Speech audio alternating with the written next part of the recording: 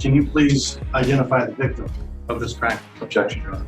Sustained. True or false? I did nothing, you did everything, and I am the one committing the criminal act. Is that correct? For this crime to exist requires me to do nothing and for you to do everything. And this is short, so true or false? All I have to do to be accused of being a criminal, taken all the way to the jury, is absolutely nothing. Is that true or false? Objection. Sustained. I take you on your word that you are not video recording or recording these proceedings, but it is disconcerting with the camera in your pocket and facing out. That would be great. Just don't want the jurors to be worried about whether or not they're being recorded. So No problem. Totally understand. All right, folks.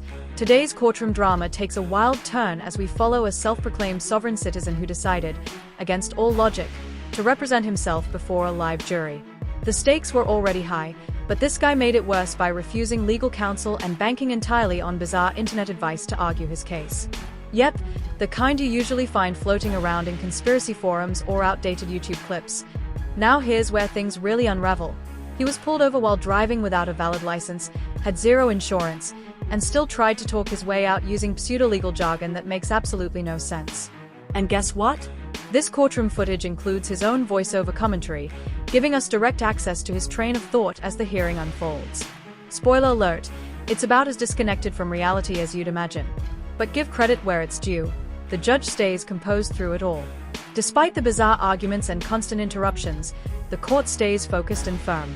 It's a great example of patience meeting professionalism, even when faced with someone clearly not taking the law seriously. Let me know your thoughts in the comments. Was this courtroom chaos entertaining, frustrating, or a bit of both? For now, let's dive straight into the footage and see how this sovereign citizen's self-representation quickly turns into a complete courtroom disaster. and you swear affirm to tell the truth, the whole truth, and nothing but the truth. Yes, I did. All right. Please have a seat. And if you would please state your name and spell your last name for the record. You're heading back to Kitsap County, and please continue. How did you come into contact with the defendant? We were driving northbound in the outside lane of Highway 16 from basically the Gig Harbor area. We were very close to entering back into Kitsap County, and I noticed in behind me in the inside lane of travel, a white Ford dually pickup truck overtaking me at a really high rate of speed. And we were still in Pierce County at that time. And I increased my speed up to about 70 miles an hour and saw that the vehicle was still overtaking me from behind. And at that point in time, what I did was I activated my rear emergency lights in my vehicle, which are red and blue lights, as kind of a warning to the person driving the pickup truck that they needed to slow down. Joel that was driving the pickup truck, and he gave me a thumbs up with his right thumb and continued by me. Oh, you little peasant. You gave me a thumbs up and thought you could pass me on the freeway? And as he was pulling away from me in the inside lane, that's when I activated my radar in the same direction, moving mode with the front antenna, and observed his vehicle speed to be 71 miles per hour, and it was locked at the unit. The defendant immediately asked me if there was an emergency. And I explained to him that, again, the reasons for the traffic stop. And he explained, so the stop is based solely for money at that point in time. I told him no, the stop was about safety, and requested his driver's license, registration, and proof of insurance. And so after you requested that information, what happened? He basically told me that he wasn't going to answer any legal questions without an attorney.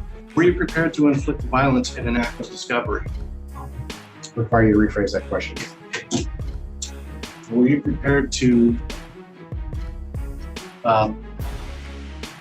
inflict property damage in an act of discovery?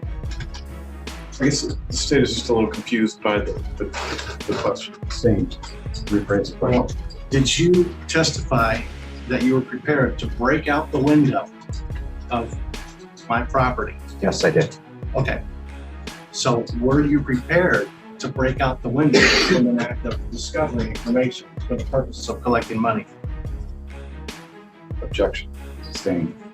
Were you prepared to break out the window for information that would make it easier to charge bills? Objection. Sustained. Were you prepared to break out the window to discover information. Me, a man. No, You was not prepared, but you testified you were going to break up the window. I was prepared to break out the window in order to take you into custody after advising that you were under arrest. Yes. Okay. Is breaking out a window considered an act of violence? Quick reality check. No, breaking a window isn't considered an act of violence in this context. When a driver refuses to cooperate, law enforcement officers are legally allowed to break a car window to safely gain entry. It's not aggression, it's procedure, and it happens when someone decides arguing is more important than simply complying with lawful orders. In this case, the driver spent nearly 10 minutes going in circles, refusing to provide Idaho and claiming his rights were being violated, all while ignoring clear instructions from officers. Let's be honest, none of this would have escalated if he had just followed basic traffic stop protocol like everyone else. To make things even more absurd, he added dramatic text edits to his video, like he was building a case for the internet instead of the courtroom. It gave off strong conspiracy theory energy but had zero legal weight in front of the judge, and yet, he still seemed baffled when the court didn't validate his arguments. It's honestly hard to watch someone be that confidently wrong and still expect to walk away victorious. But here we are, another day, another sovereign citizen moment gone completely sideways. Okay, did you have a warrant? No, I did not. Okay. Can there be an arrest without due process of law? I don't understand your question. Is it a danger to make an arrest without understanding the law? Your Honor, I guess the state is objecting to the sign of questioning on that particular ground. We discussed I think we discussed this partial motion. Yeah. Sustained. What was your cause of action? Objection. Sustained.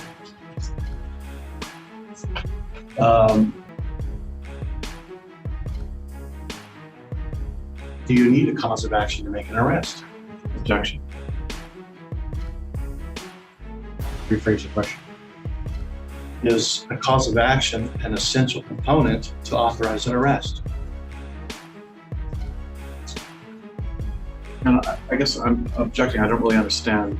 Great. Sustained. I understand the question. Did you have probable cause? Yes. Probable cause? And could you please let us know what that was?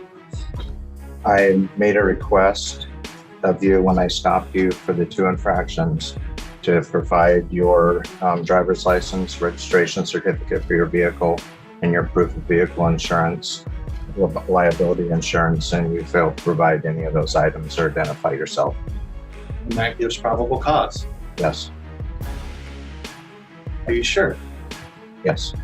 Are police powers in general delegated to the police by consent of we the people based on the promise not to violate the Constitution?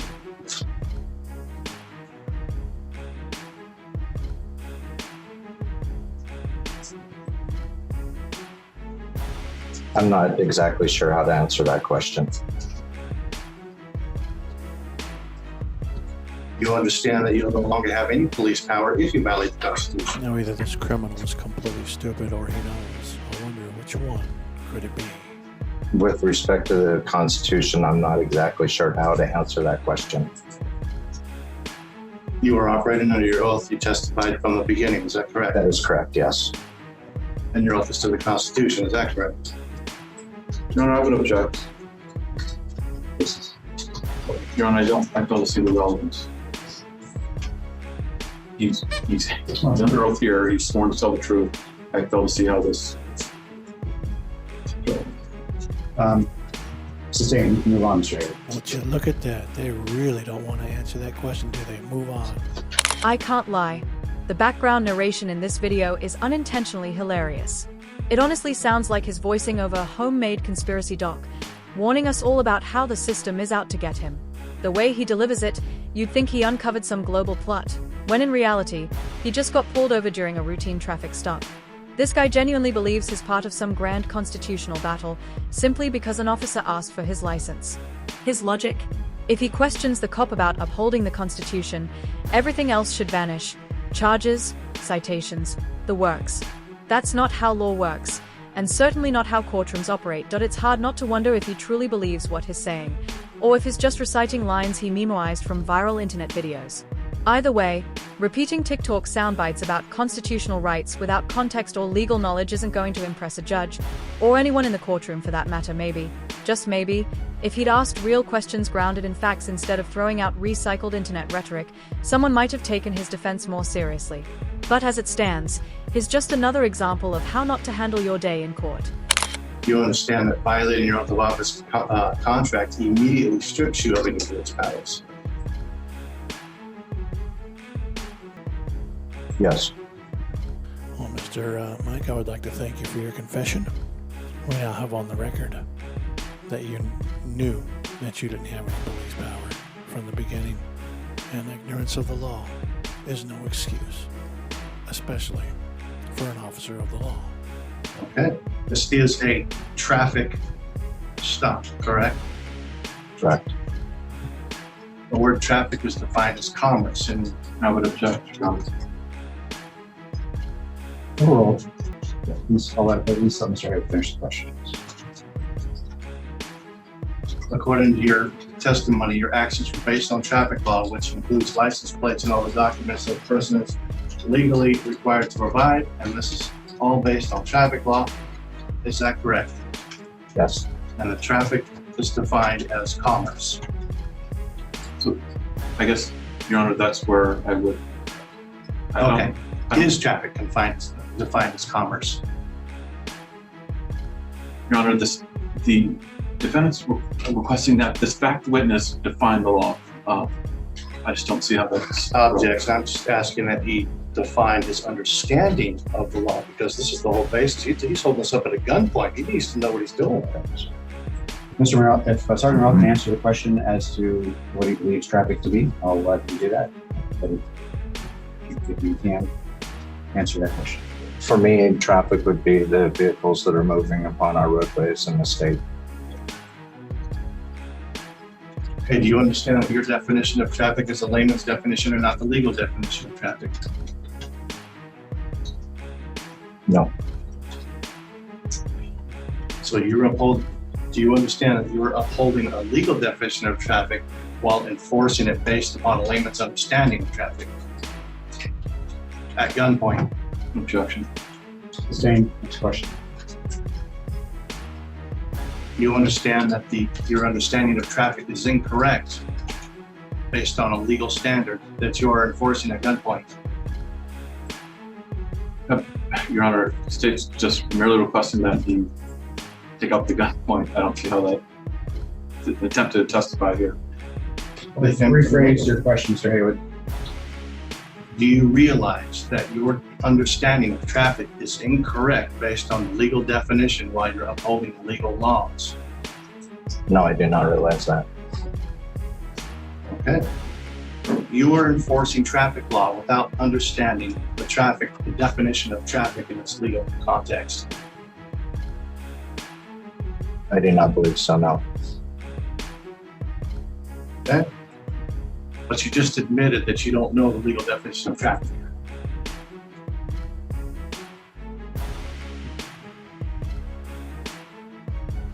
I'm not aware of the legal definition of traffic. Okay. This guy genuinely believes he scored some major legal victory just because he got the officer to admit he couldn't recite the dictionary definition of the word traffic on the spot. I mean, seriously? That's what he thinks is a win? Someone hand him a trophy for passing round one of the vocabulary B. Let's be honest here. Tripping up an officer on a word's textbook definition doesn't change the facts of the case. It's not a courtroom zinger. It's more like a desperate reach. Watching him try to turn it into a gotcha moment feels like his confusing courtroom proceedings with a spelling competition. At this point, I half expected him to whip out a pocket dictionary and slam it on the podium like it was some kind of constitutional exhibit. But let's not kid ourselves. He probably couldn't give you the correct legal definition of traffic without looking it up mid-hearing on his phone. He's clearly more focused on playing word games than addressing the actual legal issues at hand. And the judge's reaction? Let's just say you could almost see him trying to hold back a laugh. Frankly, I'm surprised the prosecution didn't object to that entire line of questioning. It was that far off base. So then any resistance to a legal traffic definition enforced by you would be out of line because you're operating on ignorance. I don't believe that's the case. You just confessed to it being the case. You don't know the legal definition of traffic, is that correct? You just testified to that. Yes, I do not know the legal definition of traffic. Then you enforced in a traffic law based on a foundation of ignorance of legality of the traffic definition. I was enforcing the traffic law in the state of Washington, which I have done for the last 30 plus years. With never knowing the legal definition of traffic. I guess that would be the case. And this legal traffic documentation is based on the non-legal traffic understanding, is that correct? Your Honor, this is objection. Rephrase your question. Sustained. This finding made the stop because of safety and to obtain traffic documentation. That's based on the understanding of the layman's understanding of traffic and not the actual legal definition of traffic, which is what's used in courts and is the law. I made the traffic stop based on a speed violation and a license or registration violation. Based on your current understanding of traffic, which is not the legal one, right? Based on my understanding of the laws in the state of Washington, yes. Well, I'm talking about specifically the meaning of traffic, because the whole law of the laws that you're using revolve around the understanding of the word traffic. In the state of Washington, you're required to obey the speed limits, and you're also required to have your vehicle registered and have that plate displayed. And that was what the basis of my traffic stop was. And that's based on traffic law, right? Correct. Of which you don't know the understanding or the meaning of traffic. I do not know the exact definitions of those things. No, I do not. I could not give them back to you verbatim. Okay, so you were enforcing based on one principle, which is ignorance, but you were enforcing based on a legal definition, but you were presenting it in a layman's definition. I do not believe that I was enforcing out of ignorance. No, that would not be accurate. Okay, but you confessed that you don't know the legal definition. I do not know. I cannot sit here and tell you the legal definition. No. Can you please identify the victim of this crime? Objection, Your Honor. Sustained. An arrest is an act of force, is that correct? It can be, yes. I need somebody against their will is an act of force, is that correct? Yes, it can be. And if done without the authority of law, that would be an act of kidnapping, is that correct? Objection, Your Honor. Sustained. Okay, but if that force is used without the authority of law, it is a crime, is that correct? Yes. You testified that law enforcement should be held to the highest standards following the law. Do you recall that? Yes. Is it possible, without knowing the legal meanings of words backed by threats of violence, that you could be a danger to society without knowing definitions? Objection, Your Honor. Sustained. I'll change that to be a little more understandable. By enforcing laws containing words you do not know the meaning of makes you a danger to society, is that correct? Objection. Sustained. Wow. I genuinely want to apologize to everyone watching, because that segment may have single-handedly lowered the collective IQ in the room. Listening to this man try to construct a legal argument felt like watching a children's story come to life, with absolutely no foundation in reality. You can clearly see the strategy he thinks he's using, but it's falling apart with every word. What makes it almost heartbreaking is that he's so confident in his delivery. He truly believes he's dominating the courtroom, quoting random laws like they're incantations that will magically dismiss all charges. But anyone with even a basic grasp of how the legal system works can see he's completely out of his depth. That IT honestly feels like we're watching someone who was praised a little too much for finger painting as a kid. And now he thinks quoting outdated legal jargon out of context is enough to win over a judge and jury. Spoiler, it's not. Sovereign citizens seem to think that law works like a cheat code. Say the right combination of words and poof, you're free. But courtroom reality doesn't work that way. At this point, watching them argue is like watching someone shout at their GPS because they know a better route. Honestly, if they are this committed to their own fictional version of the law, maybe we should let them set up shop on some remote island and test their legal theories, without Google and definitely without YouTube tutorials. True or false? If we remove you, the crime goes away. Objection. Sustained. True or false? If we keep you in the story, the crime stays complete with the victim. Objection. Sustained. True or false? You are an essential component for a crime that I'm accused of to exist. Objection. Sustained. You were prepared to smash out the window because I didn't pay the plaintiff money. Is that correct? Objection. Sustained. You were prepared to bust out the window and violently destroy my property because you wanted me to pay the plaintiff more money. Objection. Sustained. Move on from this line of questioning. The basis of this crime is essentially I'm not doing anything, which requires you to do everything. Is that correct? I don't understand your question. I'm sorry. Basically, the crime says I willfully did something. Your Honor, the state's objecting to a discussion about the law. We're here at this point to discuss the facts, so. So I'll overrule the objection, Mr. Hayward, if you wanted to ask if you want to rephrase the question as to the crime charged here today. The crime that I'm being charged with today physically requires me to do what? To commit a crime.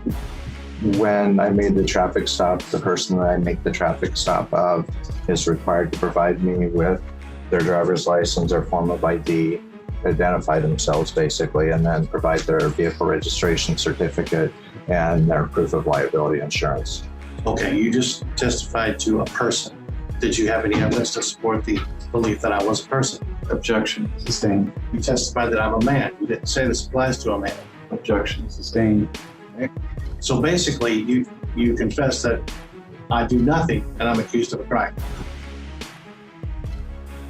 By failing to provide the information to me, yes, you are committing a crime. Okay, so doing nothing is committing a crime. Because that's basically just doing nothing. In that case, yes. Okay. Since all I have to do is nothing, that requires you to do everything. Is that correct? Objection. Sustained. Okay, true or false? I did nothing, you did everything, and I'm the one committing a criminal act. Is that correct?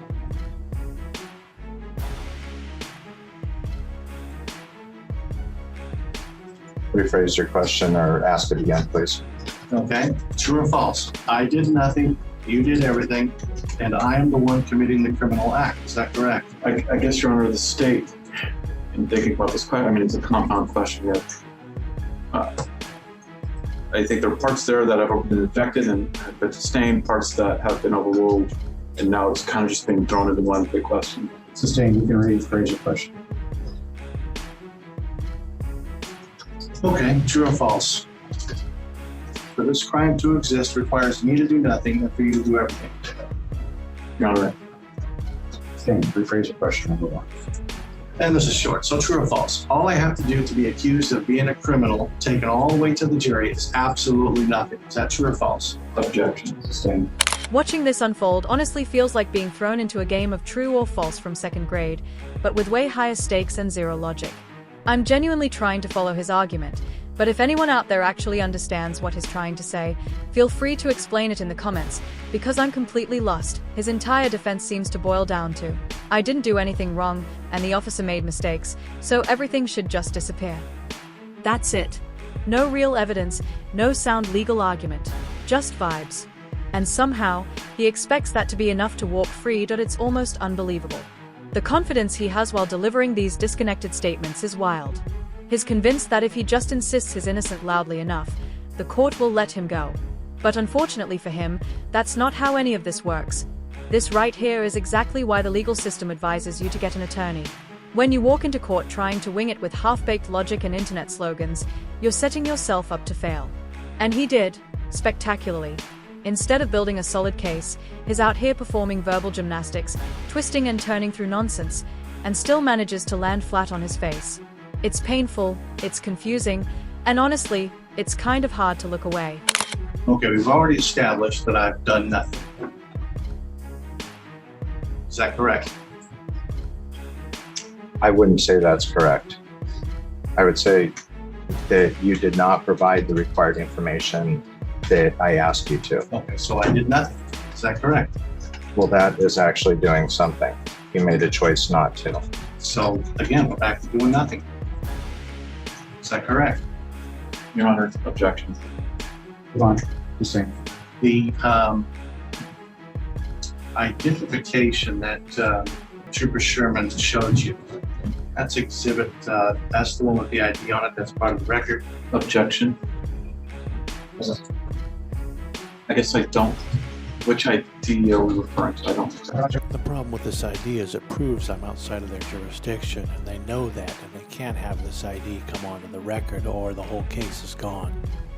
Well, Your Honor, this hasn't been admitted. There's been no testimony about this identity. You want to ask, sorry, Merrill, about that? Yes, this is the picture that Trooper Sherman showed you. That's my ID. It was kind of big. Can I see that, please? Now, if Mike Merrill was telling the truth, he would have said he never got any ID at that point. No, this No? wasn't provided to me. No, What ID did Trooper Sherman show you? there was no ID that he showed me on that stuff. Well, how did he have my information to get to that? He visually identified you, and he was able to go back in his information from his prior traffic stop with you and confirm who you were. Okay, because I got it on video of him telling you, here's his. Objection, Your Honor. And now, here is the video they would not allow in court. They did not want anybody, especially a jury, to see. Here's his form of ID that I took a picture of. Excuse me? Excuse me, what was that again? Here's his form of ID that I took a picture of. Mike, what are you doing? You agree law enforcement should be held to the highest standard, but you broke the law before you claim to uphold the law. And you come into court and swear to tell the truth, and then you lie. Same for now. Okay. So at this point in time, your identification is based on hearsay. The identification. Objection, sorry. Sustained. How do you know to confirm that you, did I give you anything saying that I'm this person or I'm that? Your Honor, I guess state's objecting this is beyond the scope of, I'll overrule. You can answer that question. Sorry. You never provided me with, you verbally identified yourself or provided me with any identification as to who you were. So then the basis of your understanding of who you were working with was based on hearsay. Someone really needs to bring this guy back down to earth, because it's getting genuinely painful to watch him act like he's winning this case. The level of confidence he's showing is completely disconnected from the reality of what's happening in that courtroom. It's like he truly believes he's outsmarting the entire justice system, when in fact, he's just digging a deeper hole. Let's break it down. If he had simply handed over a standard, government-issued ID, none of this would have escalated. But instead, he whipped out something labeled American National ID, a document that has no legal recognition in any court of law. You might as well hand the officer a library card or a homemade pass from a cereal box. Honestly, at this point, it feels like he could have shown them an ID with a cartoon character on it and still claimed it as proof of sovereignty. Like, look, officer, I've got Patrick Starr backing me up. That's how absurd this is getting. Let me know what you think in the comments. Is there still a sliver of hope for this guy to turn things around? Or has he crossed the point of no return? Because right now, he's one misstep away from citing fictional laws pulled straight from Saturday morning cartoons. Well, yes. It was based on Trooper Sherman's identification of you from his prior contact with you. Which is hearsay. It was firsthand information from Trooper Sherman. Which is hearsay. To Your you. Honor, I would object. I mean, there's a legal definition. Right. Sustained. So he didn't show you any form of ID that he previously took a picture of. Well, you see now Mike Merrill knows that there is video evidence and proof that he was shown that ID. And his story changes now, as you can watch and see. Ladies and gentlemen, I hereby present to you Kidnap County Sergeant Mike Merrill, getting ready to lie in a court and not do a very good job at it and fly by the seat of his pants. Here we go. I don't remember. There was no actual government issued identification that I was ever provided. No government issued identification. No. So there was some other kind of identification. I don't remember exactly what he said that he had contacted you, and I don't remember if it was what sort of paper he had or what he had printed out on his MCT, but there was never any ID that I was provided. I can go for initial record for you. Here's his form of ID that I took a picture of. Okay, but you just mentioned it wasn't a state ID, so Your Honor, I guess, now that we've gone through several questions objecting as to relevance. Sustained. okay. So the state has provided discovery video. Objection. Question. That was quick. The state has provided discovery video that has Trooper Sherman on it telling Objection. Mike Monroe, here's the ID. Your Honor, he's attempting to testify to something that's not currently known. Sustained. Here's his form of ID that I took a picture of. Well, ladies and gentlemen, if you are feeling a slight sensation of the urge to vomit, you are not alone. What do these criminal foreign agents really think is going on? Well, let's find out. There's honestly something off here, because not only is this guy completely lost in the sovereign citizen playbook, but the eerie voiceover he added to the video? It sounds like a cross between a late-night conspiracy doc and a low-budget horror film. It's bizarre, unsettling, and just adds to the confusion he's already created in court. And let's talk about how bold these sovereign citizens have gotten lately. What used to be a fringe movement with a few odd characters has now spread across social media like wildfire. They are all convinced they've cracked some magical legal loophole that lets them bypass every law on the books. But here's the truth. Yelling "I don't consent" doesn't cancel a legal process. Judges aren't spellcasters waiting to be tricked by mystical phrases. This isn't a video game where shouting the right words makes your charges vanish. It's real life, and real consequences. So what do you all think? Is this guy just another internet law student with no clue, or has he completely lost touch with reality? I'd love to hear your thoughts in the comments. It's always fun reading your takes on these courtroom sagas. As always, thank you so much for watching. I appreciate every single one of you who tunes in and follows along. Stay smart, stay grounded, and take care out there.